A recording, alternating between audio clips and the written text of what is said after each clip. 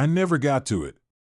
Something hit the living room window like a sandbag thrown low, and I saw the glass go from tight and bright to slack and scaly in 2 breaths. Hands came through where hands shouldn't, and the shade cord snapped and curled. The first one that made it and got its right arm caught in the sill for a second, and I could see the muscles in the forearm like cables under a torn sleeve.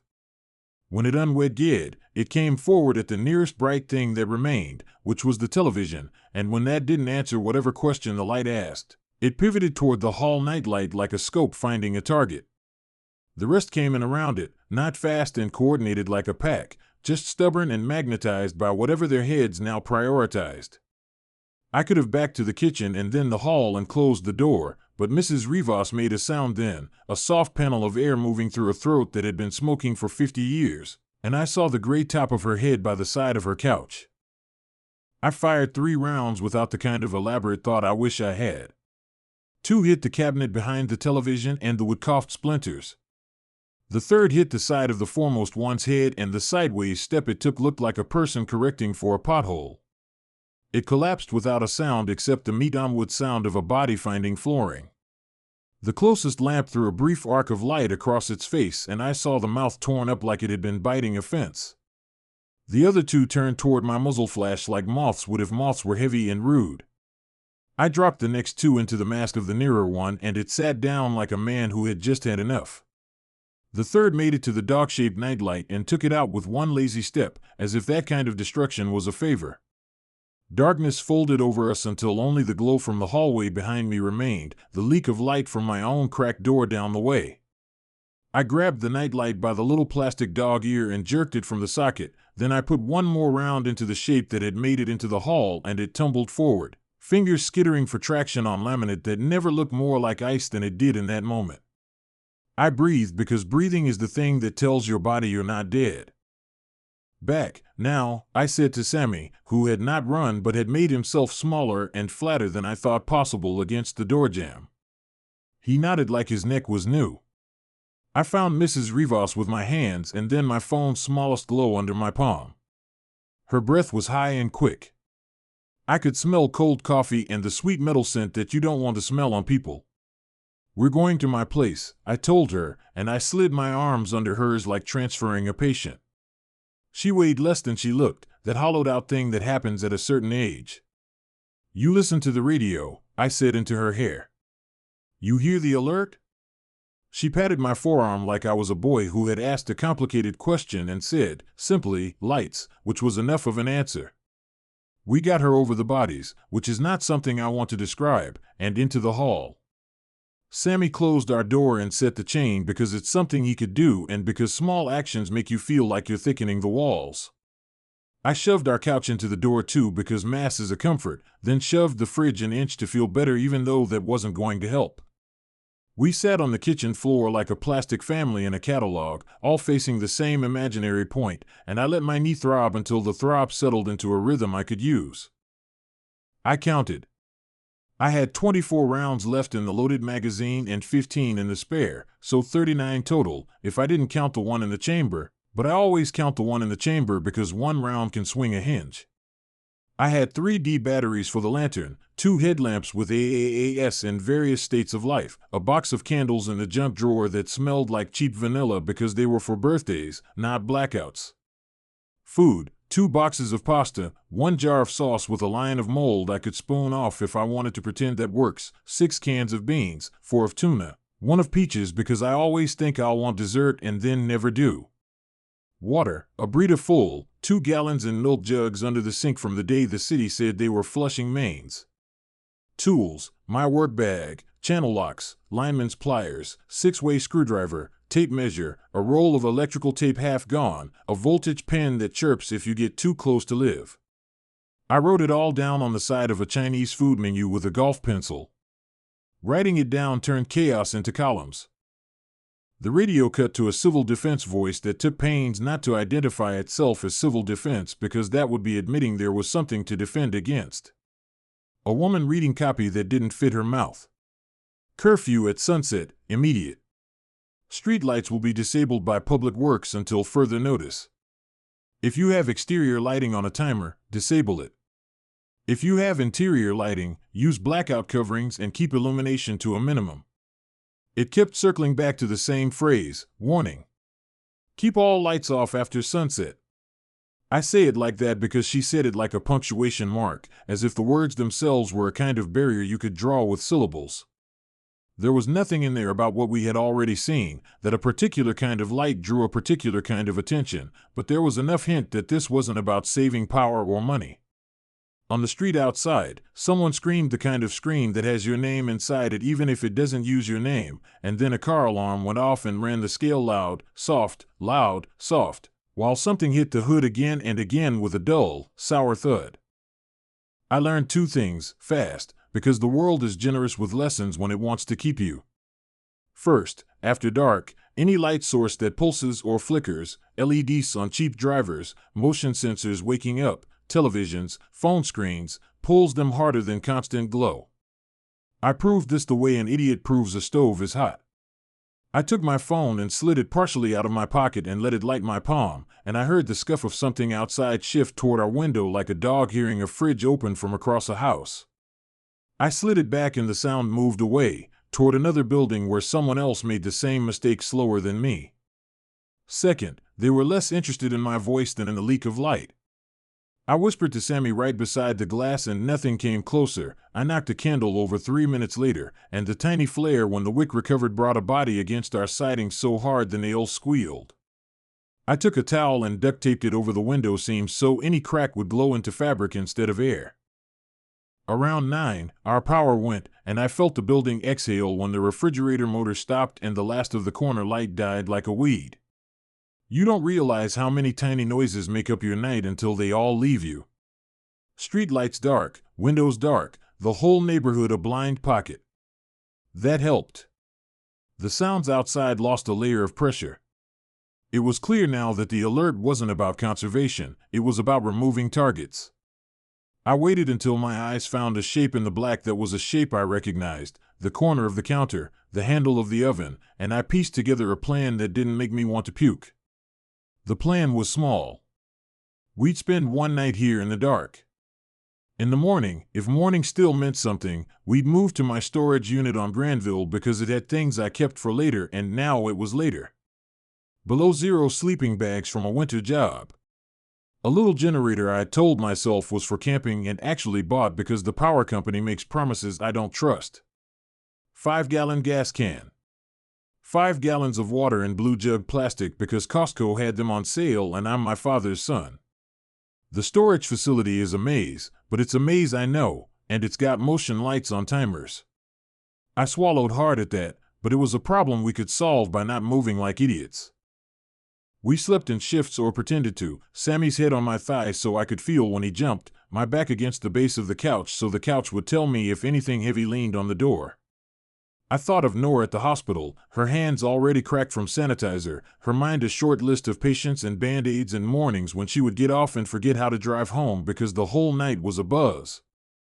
I thought of my knee and how it would complain tomorrow if I asked it to behave today. I thought of the phrase printed on the alert and how language still tries to soften facts. Keep, it said, like this is a choice you can store in a drawer. Dawn has its own story after a long night. It comes in not like a promise but like a leak, a little gray around the edges of an otherwise solid thing. I eased the towels back and let the gray paint the room. The street outside was a scattered display of stupid lights left on inside houses that had become beacons. Windows with television glow where someone had fallen asleep to streaming shows and then died. Car headlights burned down to weak yellow cones that barely reached the curb. The shapes that had been bumping around the block changed posture with the light, like plants turning toward a window. They didn't leave. They lost focus. That's the best way I can say it. The one nearest our stoop had a face that didn't know itself, like a mechanic wiped greasy hands across it and smeared the idea of a person. It stood with its chest out, as if trying to catch a smell. When my towel moved, it kept facing the same way, no correction. I made a note, daylight reduces target lock. Not safe. Just smeared. We left through the back even though the back gate winds because I hosed it one winter and swelled the wood. The alley smelled like wet cardboard and diesel and the exhaust of a backed-up city, layers of old and new. I carried my bag. I'd added the pistol, a folding knife I tell myself I carry for boxes, duct tape, 2 bottled waters to slosh in the bottom so I'd remember they were there, 1 can of peaches because a sugar hit can fix a mood, and Sammy carried the little backpack he uses for school. I made him wear my high-vis work vest because it has hidden pockets in the lining for batteries and small gear. If you put a kid in a bright vest, your eyes stay pinned to him better. We kept our phones dead and our faces up. I was stirring a pot of boxed macaroni with one hand and scrolling my bank app with the other when every phone on our block shrieked at once, the hard, high, needling tone that jams itself straight into your chest. The spoon clacked against the dented pot. I wiped my hand on a dish towel and grabbed my phone off the cracked laminate. The screen showed a blocky government banner, ugly black on yellow, the kind you can't swipe away, city emergency, power conservation order. Draft guidance, warning. Keep all lights off after sunset. It read like the kind of thing they throw together during a heat wave, broad in all caps and not entirely grammatical, but it wasn't hot and it wasn't noon with ACs running, it was October in Worcester, the maples already going rusty and the radiators thumping at night. I could hear Mrs. Rivas's television through the wall, a game show audience clapping in steady bursts. The alert kept vibrating even after the tone stopped, like it wanted a response I couldn't give it. I'm not a panicker, I'm a maintenance electrician with 15 years on ladders and scissor lifts, 2 screws in my left knee, and a personal relationship with cheap tools that surprises no one. I don't do drama, I do breakers and conduit and why the forklift charger keeps tripping the GFCI. My sister dropped her kid with me 3 months ago when the night shift at the hospital got bad, just for a while, she said, until scheduling calmed down. That turned into real, and I learned pretty quick that 11-year-old boys are just men with fewer filters and the same hunger. The kid's name is Sammy. He was in the bedroom doing homework he didn't want to do, pencils spaced out like little barricades across his workbook. He had a habit of listening with his whole body, ears first, then the rest, so I waited for him to ask what the noise was. He didn't. The second alert hit while the first was still buzzing. Same content. And then a third, and then the television clapping stopped and I heard the first siren of the night, thin, distant, a thread of metal sound unspooling somewhere west. I set the spoon down and killed the burner.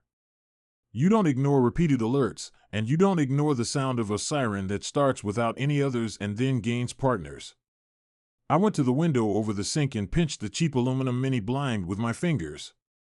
The street outside is row houses, narrow porches with rusted railings, cars wedged in like they were put there wet and left to dry, and a single light on the corner that glows like a faded pearl past midnight. The sky was bruised gray, the kind of overcast that reflects city light back down, but it wasn't dark yet. On the corner, Mr. Patel ran his little bodega. He had rigged a string of blue LEDs along his window last summer to attract attention because the regular light kept failing. They were on now even though sunset hadn't hit, and in the glow I saw movement that didn't look like traffic or neighbors. Sometimes your brain tries to narrate you out of trouble. Those are normal pedestrians, it says, just kids in hoodies. But the way the first figure swerved toward the window instead of the door and hit the glass with its shoulder told me my brain was old, and the world had changed while I was making macaroni.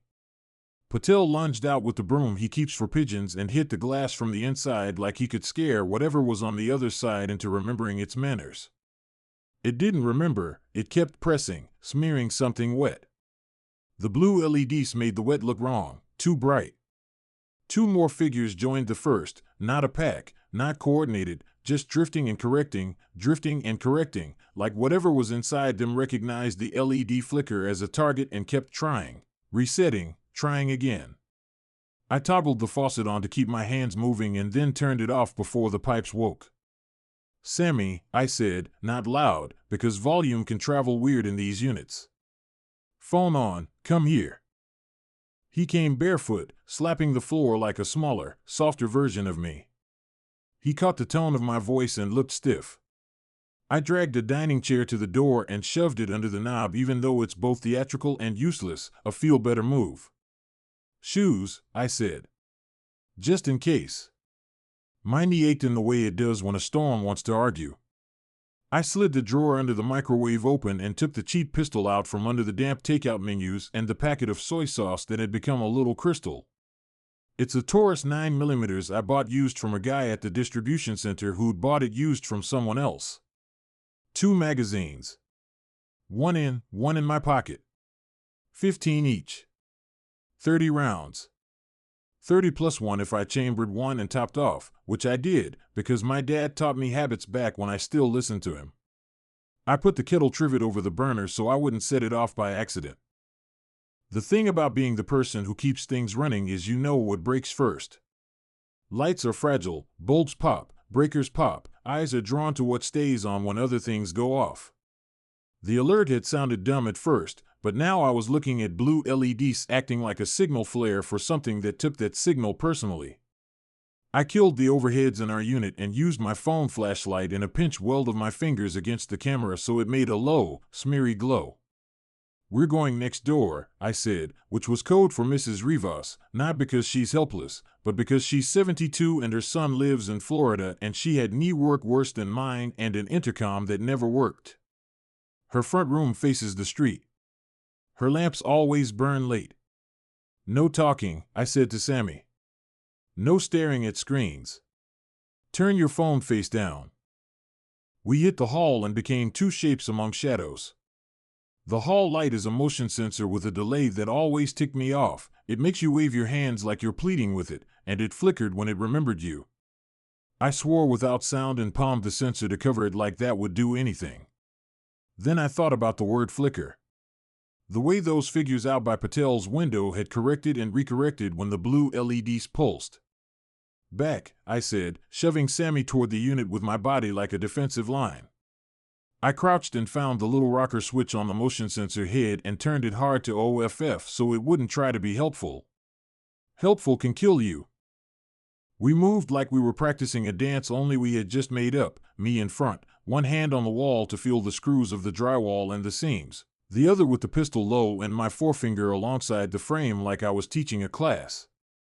I was listening for the sound of that clapping audience or the wheel of a walker or anything that meant Mrs. Rivas was moving around, but what I heard was the first clean, crystalline shatter from across the street. Glass breaks in different voices, plate glass pops and falls, tempered glass turns into beads, cheap display cases sound like someone dumping gravel on sheet metal.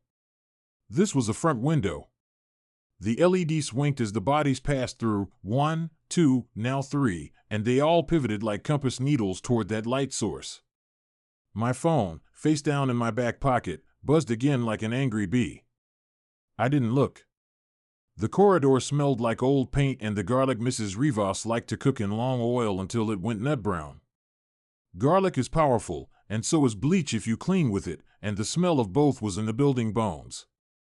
I reached Mrs. Rivas's door and knocked low near the jamb, where the sound would travel the least and carry the most. "It's Evan," I whispered. No answer. I tried the knob and the door swung because of course she's the kind who trusts a house more than people. The living room was brighter than ours because she liked a lamp in each corner, shades browned by cigarettes, the radio tuned to whatever station plays old boleros at dusk. It made a warm circle in there and every window blind was tilted so the slats threw stripes of light across the room. "Lights," I said, mostly to myself. "Off." I went for the corner lamp and fumbled for the switch at the socket. My knuckles knocked the ceramic base over and it hit the floor hard, rattling the bulb. I got it off and then the one across from it, and then I turned toward the bedroom because it had a nightlight at ankle level, one of those waggy dog shapes you step over in a hurry and curse in a whisper. The storage facility is a quarter-mile down Granville, past the old brick row and the parking garage that never fills because everyone fears the low ceiling. The front desk is glass in the daytime and shuttered metal at night.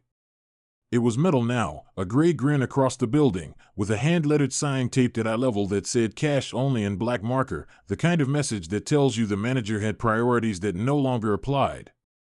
The code pad had power because of a battery backup and the red LED glowed. I punched my access code, my brother's birthday, because I am not creative, and the roll gate hummed up slow and complained at the top like it always does. I let it rise only enough for us to duck so it wouldn't next level announce us. Inside, the first hallway woke from dark to bright in a slow ripple that started with a sensor near the entrance. 1, 2, 3 fluorescent sticks firing down the length of the corridor like a runway. I said a bad word without sound and held my hand out like you would to a dog, flat palm to say wait. The lights timed out after 20 seconds if you didn't move. We counted with our lips. They went off. We waited another 10 so any late pulses would die. We moved to the next sensor, then froze, and did it again. The storage maze is 90-degree turns and little metal doors with orange latches, all the same height, all promising secrets of lives in transition. Our unit is 24B, up 1/2 flight with concrete stairs that hold cold all year. The motion lights here are even more eager because of the stairwell. You breathe, they reward you. By the third landing, something in the far hall had noticed the pulse and was making a correction. It started as a shuffle with no urgency. Then it had urgency. The good news about bright hallways is you can see.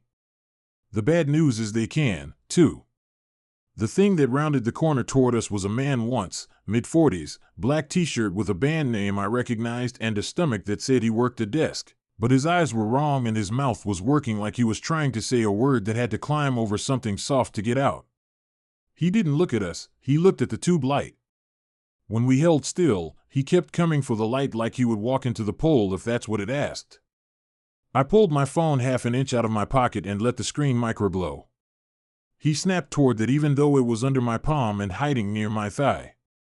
So, light outranks everything at this distance, even during the day if it's dark enough. I slid the phone back and the man twisted again to correct his path back toward the flicker. I put him down with 2, then a third because sometimes clean math is better than hope. It felt like I was thumping nails into a board that didn't want them.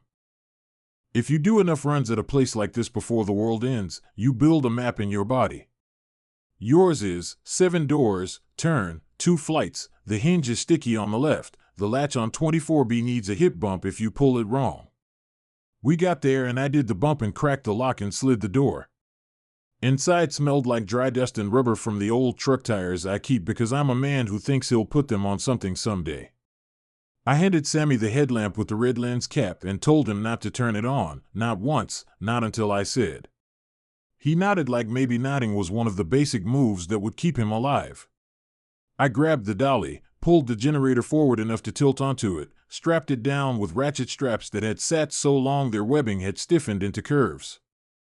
Gas can, slosh said half full. Water, the blue jugs were fine. 1 sleeping bag for each of us and 1 for a third because I guess I've always been quietly optimistic in very specific ways. I stacked the bags on the generator like warm insulation. I grabbed the toolbox with my good stuff, the ratchet set that still has all its sockets, the pry bar I tell people is for construction and actually used for getting into things I shouldn't. For a second I drifted toward the box with old tax returns because the part of my life that pays bills still wanted to be coherent in a future with paper. Then I asked myself if paper burns and whether burning counts as light. I left the taxes where they were. We made it out of the unit in the same stop-start rhythm. I heard something down the south corridor, farther than before, not a voice, more like 2 voices too close to each other, a scrabble of sound that suggested teeth on plastic. I did not go look. It was enough to know that each ripple of light had acted like a pebble thrown, the circles were overlapping. We made the descent toward the front, timing the motion sensors like a weird duet. Outside, the sky was brighter and the street quieter. A utility truck had parked sideways across a lane like someone had tried to block something and then left or died or gotten bored. A piece of caution tape lifted and dropped across the truck like a lazy fishtail. We lashed the generator to the little handcart I keep for groceries and started home slow, the cart wheels loud on the pavers in a way that gave me hives. We took the alley back and not because it was safer but because it was a habit, and habits are the grooves you can still find when everything else is sand. At the corner of King and Granville, near the municipal lot with the low ceiling I mentioned, we ran into our first human group that had rules. They weren't official, no city seal, no reflective vests, but they had armbands in colors, red, blue, yellow, green, and they had whistles around their necks, referee style. They'd set up a checkpoint with sawhorses and a chalkboard that read, "Transit Depot safe after dusk, no lights, no screams, coded whistles inside only." A woman with a yellow armband held up her hand like a traffic cop and scanned us, then zeroed in on the generator as if it were a baby we were dragging on its side. "Where you headed?" she asked without malice. "Home," I said, because sometimes the truth is the shortest path through someone else's rules. "You got people?" she asked, nodding at Sammy. "Just us," I said, then, and a neighbor, because the truth that is too short can cut your throat later. She flicked her chin toward the depot, which is the old bus hub, brick and steel, big roll-up doors on every side and a tiny ticket office with glass too thick to be called windows. "We're quiet hours from sunset to sunrise," she said. "Colored armbands for jobs. Blue is sanitation, red is security, yellow is intake, green is runners." She pointed at mine and smiled like a person running on 3 hours of sleep who hates smiling. "Intake is me. You want in, you surrender phones and anything that lights from dusk to day. We issue ration bracelets. You don't talk after lights out. If you breach quiet hours, you lose your brace. No brace, no bunk." She said it like she'd had to say it already, too many times. I thought about a heavy building with no windows and a roof full of solar panels they hadn't taken down yet because no one in transit gets paid to disconnect things they might want later. I thought about whistles used inside only, and outside used for what? Panic? The woman saw the way I looked at the generator like it was a third person. "We're trading bunk space and water for power blocks," she said. 2 nights for that one, if it runs." I did math. 2 nights in a controlled dark, less walking back and forth like prey. But there's always the price you don't see on the chalkboard, and it usually shows up when you're already halfway in. "We have an older neighbor," I said. "No family close." The woman's eyes did the thing every person's eyes did when you mention older people in a crisis. They got tired. "We have low bunks," she said. "But no one can yell in the night.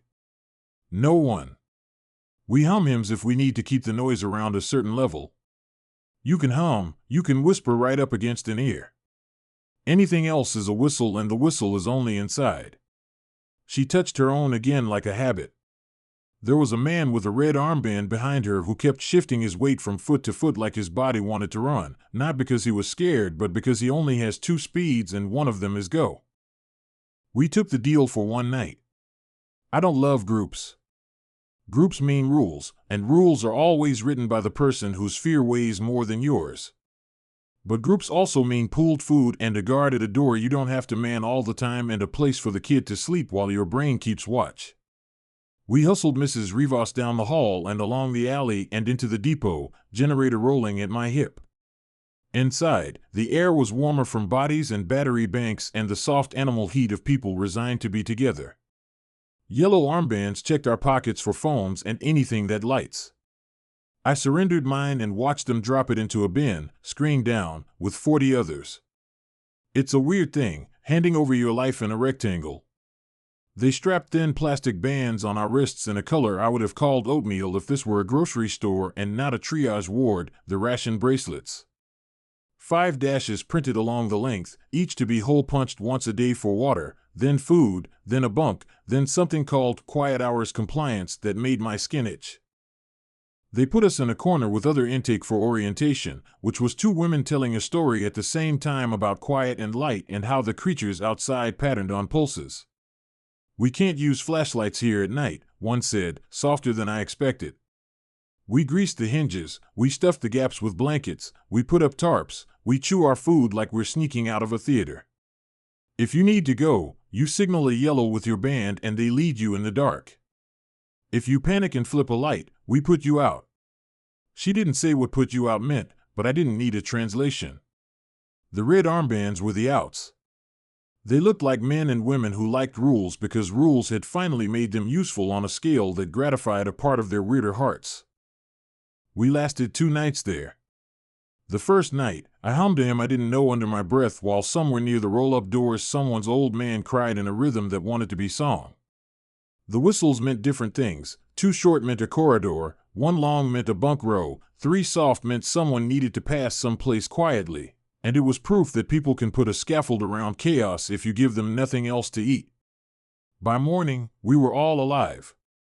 By the second afternoon, the generator had earned us our second night, and the green armbands came over with a clipboard and gilt and asked for runs. No kids, they told me, and I said of course, and they looked at Sammy like maybe he was old enough to break rules if it saved someone else. We need bleach, a green said. And powdered chlorine, the kind they use for pools. The treatment plant might have stores. The water tastes off this morning, and the smell, too. You plumbing? He asked, like I could read pipes by hand. I'm power, I said, but power runs on lines that can learn water. I didn't want to go. I went. You don't get to be a man in a place like this and say you'll stay with your kid while other people do the parts you can do better. They strapped green on my arm and handed me a little pump sprayer with an orange top and the word sanitizer written in Sharpie. Bleach and water, they said. If you want to not be something else by sundown, spray your clothes at the airlocks on the way back in. It stinks. Stink is good. I said okay because saying okay closes circles. I told Sammy not to lend anyone his vest, not even the lady who brought him the sweet roll, because vests are how I find him. He nodded with a little anger because anger makes kids feel tall. We were 4 on the run, me, the green who gave the speech, Mike, a woman with forearms that said she lifted more than groceries, Tara, and a kid who lied about being 18, Jules, and couldn't help moving like he wanted to be useful. We armed ourselves like a garage sale of bad decisions, 2 pistols, a bat, a pry bar, 3 kitchen knives that had learned things in the last week they were never meant to. The water treatment plant is 3 blocks east, low concrete and corrugated metal and catwalks over tanks that burp rotten egg smells even on a good day. The air around there tastes like pennies if the wind hits wrong. Today it hit wrong and it was okay with it.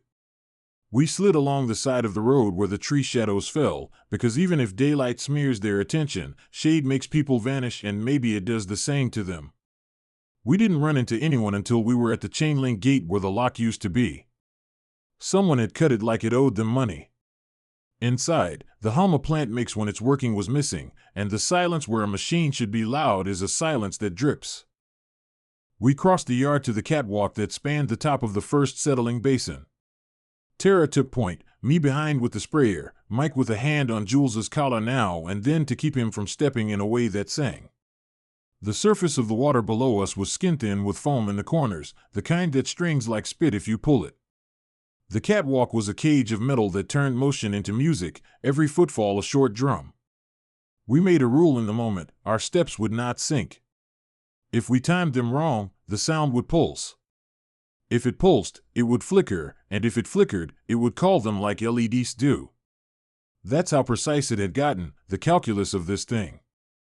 At the door to the control room, I held up a hand and listened for electricity. There's a buzz a building makes when its heart's beating. This one had a little of it, not enough, like it was breathing shallow. The control room had windows that looked down into the clarifiers. There were drips on the glass from the inside and a chair on its side like someone had stood fast and then sat slow. We went in with the bat first like it was a priest. Inside, the big pump board blinked 3 amber lights, a little Christmas in a place that doesn't deserve holidays. Mike went for the storeroom door and found it locked. He gave me a look that was both question and permission. I shrugged.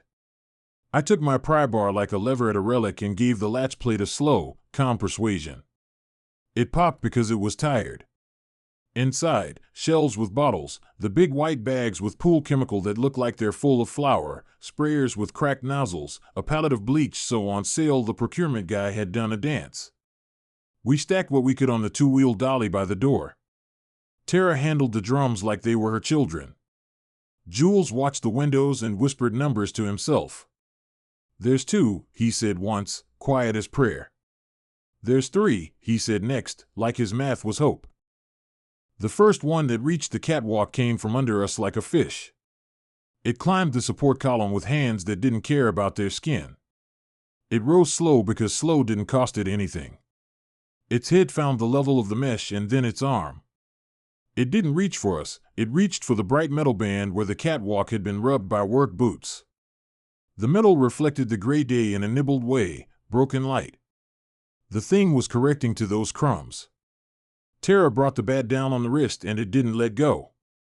Muscle can do that if you take out the pilot and leave the motor. I put a round through its temple from 2 feet and a second for the sake of accounting, and it relaxed and went down like washer rope. The splush was the only pretty thing about it. Head, I said to Jules, because this was the part of the story that belonged to gravity and anatomy and not superstition. Rule 2 showed itself 20 minutes later, verified by something that looked like an accident and then wasn't.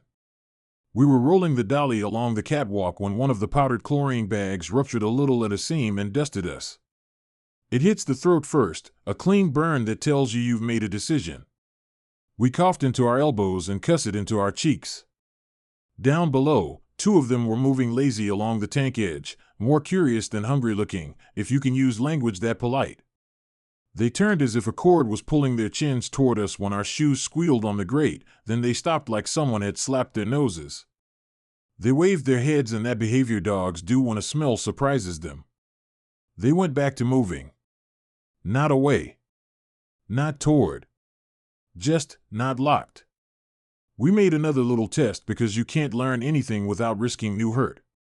Mike took the pump sprayer from me, misted a white cloud around our legs, onto our pants, over the dolly. The chlorine smell is the smell of public spaces trying to promise safety. It coated our tongues. He leaned over the rail enough to puke into the far corner, then wiped his mouth like he was done apologizing. The 2 below pulsed toward the sound and then hit the smell like a wall and stuttered. Mask scent, I said. Chlorine mask scent. I don't know if it blocked it or just sharpened everything else so much their heads couldn't decide. It bought us the 10 seconds it sometimes takes to get through a door.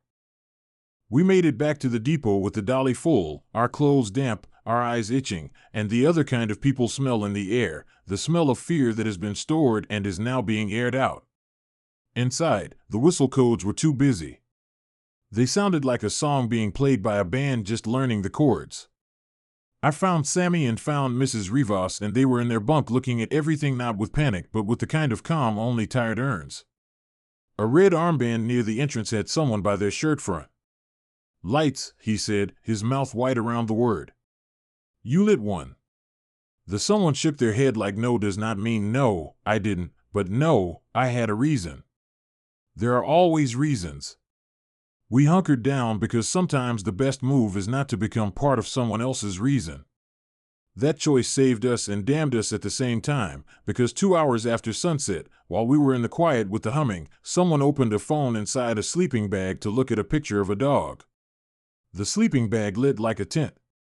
The tent-like light flickered on the nylon because of how the screen modulates, and something outside threw itself at the roll-up door so hard the corrugated metal boomed in a series, thud, thud, thud, that had more rhythm than I wanted it to.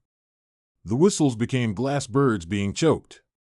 Quiet hours, somebody hissed, which is just air moving and not sound if you tune your head right. They tested the doors first, like polite burglars. The second impact told us politeness was done. Red armbands moved to their positions, which were very clear because the chalkboard had their jobs printed and because the chalkboard had become their church. They had fire extinguishers. They had bats. They had a thing like a spear because somebody had once worked in theater and knew you could make props do real work. I got my pistol in my hand because if you ever hand over a weapon, you should also have a bad second choice wrapped around your arm. The third impact slid the door up 3 inches and then it rattled back down because the chain lift caught, and I made the mistake of saying in my head that the chain lift would hold because it always did when we were delivering shipments in non-apocalypse hours. The fourth slid it up enough to let in a foot, literal, ugly, toe scuffed to meet and the nail of the big toe gone. You never want to describe feet. 3 hands came under the gap and then 4. The yellow armband intake woman was shouting silently with her mouth, counting with fingers, 1, 2, 3, like on 3 all the red armbands were going to do the thing and they did and it mattered and it didn't. The door came up. We breached not because they betrayed us, but because none of US could manage a human night under a rule that says don't ever need. Chaos looks like a roof rolling up and a smell coming in and the warm animal breath of something that made the wrong kind of decision diurnal. If I say we fought smart, I'm lying. We fought ugly. Headshots work. They always have in this new grammar. But headshots require space and sight, and I had neither. What I did have was a map in my head of the depot floor, roll-up doors along the east wall, old ticket office to the north, office racks to the west, and a little maintenance closet in the southwest corner where we stored the mop buckets, and a two-wheeled road sign with blinking orange arrows from a project that never finished. Blinking arrows. I had a thought then that felt as big as an idea can feel when you're standing in noise. I grabbed Tara, she'd come with us on the run and stayed red while I had green, and I dragged her toward the maintenance closet. Sign, I shouted into the skin of her ear, not into the air. Arrows. Lights. Flicker. She nodded, not like she understood the whole plan, but like she trusted the tone that comes when a man says a simple noun the way another man says a prayer. The blinking road sign was on a pallet jack. We greased the wheels with sanitizer because it's slippery enough if you don't have better. We hauled it to the roll-up door on the far side from the breach where more bodies were crawling under than I had bullets for. We slalomed it between bunk lines like a boat in a shallow river, and all the while the whistles made their codes even though every code meant the same thing: move or be moved. The sign has its own battery bag. I knew this because I'd helped unload one once when power cut on a construction site. I pulled the tarp off the batteries and there they were, two big rectangles of stored thunder, cables like snakes. I threw the master switch in the front of the sign, woke, orange points blinking arrows to the right. Blink left to right, left to right, left to right. A moth would have died for it. I rolled it up to the door and edge peeked until the first of them noticed. It didn't take long. They pivoted like dogs hearing food hit a bowl. The door had a lip they had to step over. Their toes caught. Their foreheads hit the steel edge.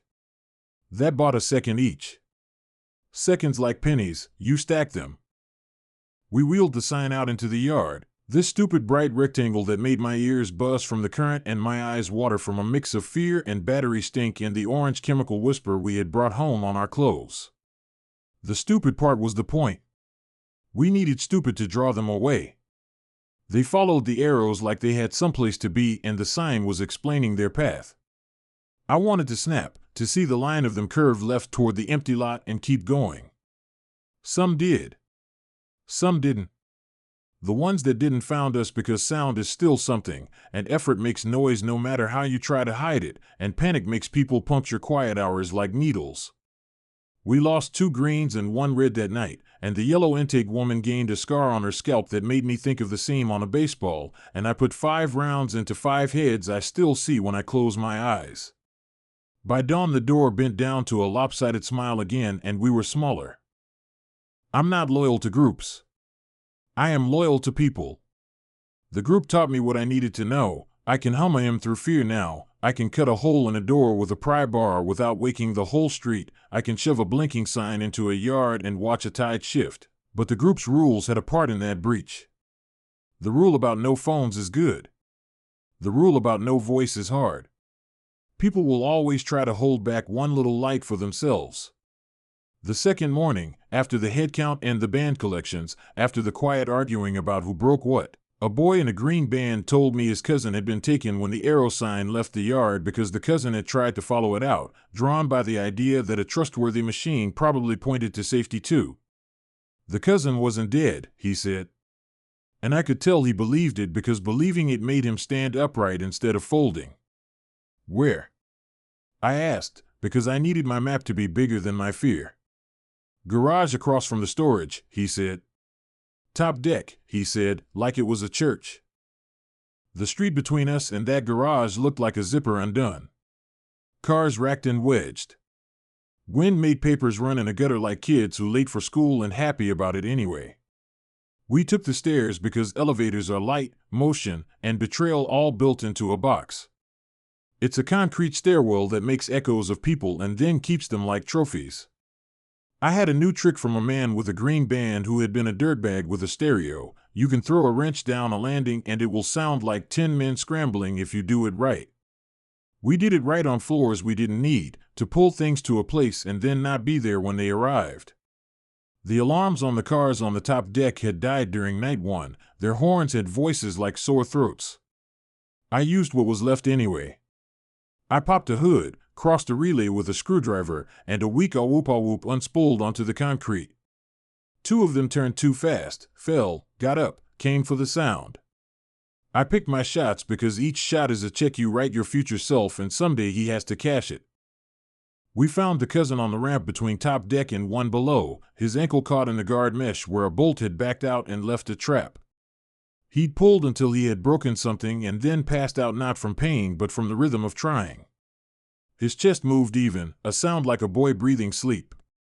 I put my hand over his mouth anyway when he woke because waking makes people make shapeless sounds. He tasted like battery and fear. We had to cut the mesh. I gave the pistol to Tara and she became the part of me that counts. I used my lineman's pliers and my Leatherman like I was making jewelry out of something that hated me. We pulled him free. I sprayed his shoe with sanitizer like blessing because ritual can be function if you choose right. On the way down the stairs, the kid asked what the whistles had meant when they're blown in the dark. He meant last night, the song I joked about. I said I didn't know because I don't like lying to children, but I did know. It was a code they had made for fear, a way to name the shape of it, where it was, who carried it, what kind we were fighting now. It occurred to me in that stairwell that quiet is not enough and light is too much and smell is a third path, which meant we had a lever. The lever was chlorine, the lever was the treatment plant, and if I was the kind of man who would lay a plan on top of other people's rules and then walk around like my plan was a coat that made me taller, I could turn that plant into a fog machine of safety and then use the city's own lights like a lure to pull enough of them to one place we could walk the other way. The transit depot needed a wall that wasn't a wall. We needed a hole that looked like a wall. We needed a way out that wasn't a way at all. We tested the lever that afternoon, not at scale, because scale will eat you. We took a garden sprayer, we filled it with a dirty measure of pool shock and hose water, and we misted a corner of the depot's yard where the breeze should carry smell into the mouth of the alley. We waited in the dark with our heads pressed together like conspirators in a movie who get shot in the next scene. 2 of them came to the mouth of the alley, drawn by some noise from a block away, a car door closing wrong. They reached the corner of our smell, and they did that doghead thing again and paused like a machine that loses its software. They didn't back away, this isn't magic, they just didn't lock on the shapes moving behind the smell line. We moved 2 people through the space where their heads pointed and their bodies didn't know. When I say we moved people, I mean we moved a woman and a little girl I had not noticed until then because they had learned to be furniture, and it broke me in a way I kept in my chest for later. That night, close to sunset, I wrote on my palm with a Sharpie because writing a plan on paper made me feel like it mattered. Water plant. Chlorine. City lights east. Bait. I should have admitted to someone that I wanted to break the group rule because group rules make group survival possible, but the truth is I wanted to win, and winning is often a secret we keep until the bill comes. I needed the light. I needed enough light that the creatures would follow it like fish and not look at the mouth of the net. I thought of the football practice field by the plant, tall poles with metal boxes at the top, old sodiums that hum and throw light like syrup. I could get those on with 2 throws of a knife into the right metal if the feeds were still live, or with a breaker pull if the disconnect was still good. I thought of the title of the alert, because I had started calling it a title, as if this is our story and someone had named the chapter, and thought how clean and dumb it was. Warning. Keep all lights off after sunset. We had obeyed. We had learned why. Now, maybe, we could invert it and make it our thing and not theirs. We went out at a bad hour because the best hours are when everyone else also wants to move. The air was skin cold and smelled like the slow burn of leaves in a barrel from somewhere in a yard you can't find. I went with Tara and Mike and a red who didn't like me, Harlan, and 2 yellows because intake had to watch the breach if it came so they could name it correctly later. I wore my bag with the tool roll and the sprayer and my pistol and a length of climbing webbing I'd kept from the one summer I thought I'd like heights. The football field fence is chain link, 12 foot, with 3 strands of barbed at the top you can bully if you bring a towel and lay it right. We bullied it. We landed inside on our knees because grace is for church. The breaker box for the field is a green coffin with a padlock that never closes. You have to pretend by looping it through a rusted hole. I lifted the lid and got the cockroach scuttle and the brown paper nests of wasps who had died of October. The feed breakers were there, fat and red-handled. The meter was dead, but the line side on the disconnect read loud on my pen. I pushed the top handle up. Nothing. I pushed the next. Nothing. I pushed the third and the field got a little brighter under the poles like someone had opened an eye and let light out. Then the second came on, then the first, and we went from a dark rectangle to a slice of noon. The hum from the fixtures had its own moral. We didn't linger long enough to admire. We doused ourselves with chlorine spritz until I could taste pennies behind my teeth. We set the arrow board from the depot in the middle of the field and pointed the arrows toward the plant. We started the generator we'd brought and plugged 2 strings of blue shop LEDs into it, not because the creatures prefer blue, I don't know if they do, but because the blue reads brighter per watt and my gut said they would see the pulse from farther. We set the LEDs along the fence toward the plant like crumbs. And then we made the mistake that's going to carry me to whatever end the story last night promises. We forgot to tell the group we would break a rule. Or we told ourselves telling them would stop the plan, which is the same thing. It worked in the way things like this work until they don't. They came from 2 blocks, then 5, then from the corner where Patel's used to shine blue, then from the dead lanes of the highway where headlights had been left and died. They came drawn not just by light but by the right kind of light, the way the LEDs pulsed and the sodiums hummed and the arrow board told a story with arrows. They came until the plant grounds were a slow roll of bodies. We hosed the fence edge with chlorine mist and watched them stutter and correct and lose us through the smell and then find the next brightness beyond. The catwalks took them like polite guests in a museum moving toward an exhibit. We held our breath. We squeezed back toward the depot through the alley that smelled like bleach and fall and hot metal. We made it inside. I shut my eyes and could see the field in the dark of my head like I'd been staring at a TV. Then the red armbands wanted to cut off my hand because the ration bracelets have to be hole-punched, and quiet hours compliance is not a joke. Harlan had my wrist between both of his, and he had a pair of rust-flecked cutters, not the big ones, the little ones that hurt more because they make you watch. The yellow intake woman stood between us with her mouth a tight line and her eyes useful in a different way. "You brought them," she said. "And then, after a breath, you sent them away." She saw the light through the doors and the absence of bodies pressing them, and she did math that a cautious person won't do because caution keeps you from dying and also from living. 2 nights, she said to me, and to herself, we are 2 nights safer. Then, but you told no one, so if it had failed, we would be a rumor. She let Harlan keep my wrist without cutting it. She punched my ration band 1 extra time like a tax.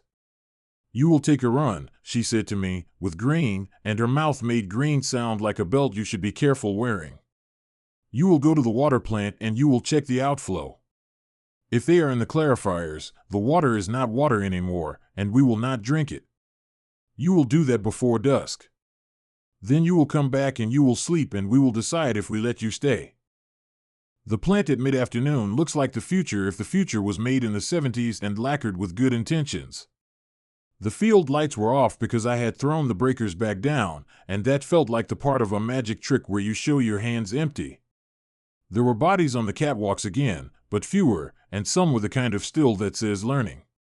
Chlorine hung, heavy enough to sting and, paradoxically, to calm me, because the smell meant they'd hesitated in the places I needed to pass.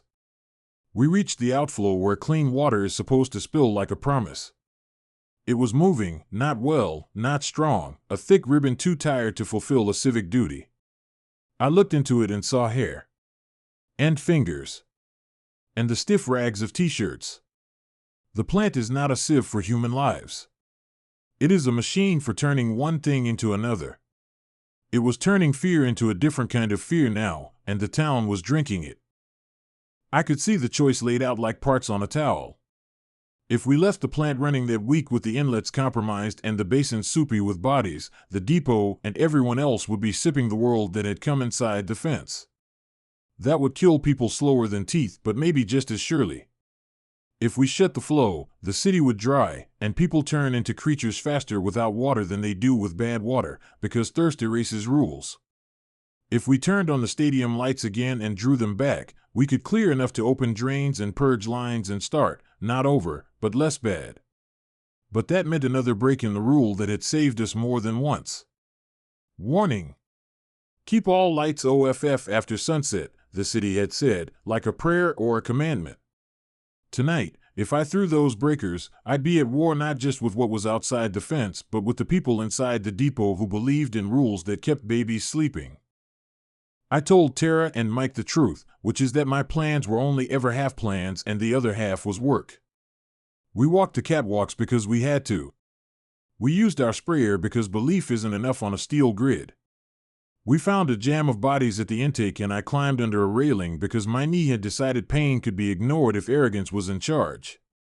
I pulled a clog of shirts and hair and God help me the leather of a belt free with my gloved hands like a plumber pulling a family from a drain. We got the flow up to a poor song, and then I stood with my hand on the football field breaker box again, feeling the way the lever warms under the skin of your palm in the sun. That's where I am now in the story and outside it, at the green coffin with a line side that reads hot. It is late afternoon shading to that time of day when windows show you yourself, when the city tries to remember what its lights are for. The depot is 3 blocks behind me, full of human heat and humming rules. The plant is under me, full of water trying to be drink and bodies trying not to be obstacles. The football field is to my left, 12 poles ready to be a false moon. I can flip these and draw them again, pull them like iron filings toward a magnet made of stupid old sodiums. If I do it, we get a corridor we can clean. We get to tell ourselves we saved the depot and the people inside for another 2 nights, maybe a week if we're greedy and the arrows point the right way. If I don't, the water we pour will be a slow poison and we'll learn a different set of rules with a different set of costs. Sammy is in the depot, and he has learned to hum a hymn he does not know the name of. Mrs. Rivas is there, and she has the quiet that comes from knowing what your body is willing to do and what it has no intention of ever doing again. The yellow intake woman is there with her whistle, holding back men like Harlan with a hand so small I'm still surprised at its force. Nor might come off a shift tonight, or she might not. She might see the field lights if I throw them and think that someone somewhere is trying. She might see them and think that someone somewhere is stupid enough to break a rule that kept the first nights paper thin and survivable. I think about the now familiar sentence the city pushed at us like a raft, warning. Keep all lights off after sunset. I know why it matters. I know, also, that the sentence can be a knife you use in 2 directions. I look at my hand on the breaker and I feel my knee sing, and I count what I have left, 21 rounds across 1 magazine and a few loose I can pocket if I shake the bag right, 1 full sprayer and a half, 2 batteries and a headlamp I am not allowed to use inside, a generator that will run 3 hours on what's left if I can pull it that far, a nephew who thinks adults can do algebra without flinching, a neighbor who trusts me because I moved her couch once without complaining. I have time, and not much of it. I can hear them in the plant, moving like bad plumbing. I can hear distant sirens that have stopped meaning rescue. I can hear the small song of the city about to tip from afternoon to night. I can throw this breaker and make a new rule for 15 minutes that will either save us or draw something bigger than I understand. Or I can step back into the quiet and teach the depot to drink slowly and hope their stomachs hold. I curl my fingers once, then twice, to feel the tendons work, the ordinary miracle of parts that still answer to me. I look toward the depot and imagine the roll-up doors like eyelids. I lift the red handle 1 notch, and the first sodium hums like a throat clearing far away, and I hear feet begin to run in a place where nothing has run in a week. I hold the handle there, not up, not down, thinking about the thin, mean line between plucky and reckless, and how all I ever wanted was to do the job in front of me well enough that the next job arrived. I'm deciding, and the hum is growing, and in the hum I hear our hymn, and in my hand I feel the warm spine of a choice that will write the next hours whether it holds or breaks.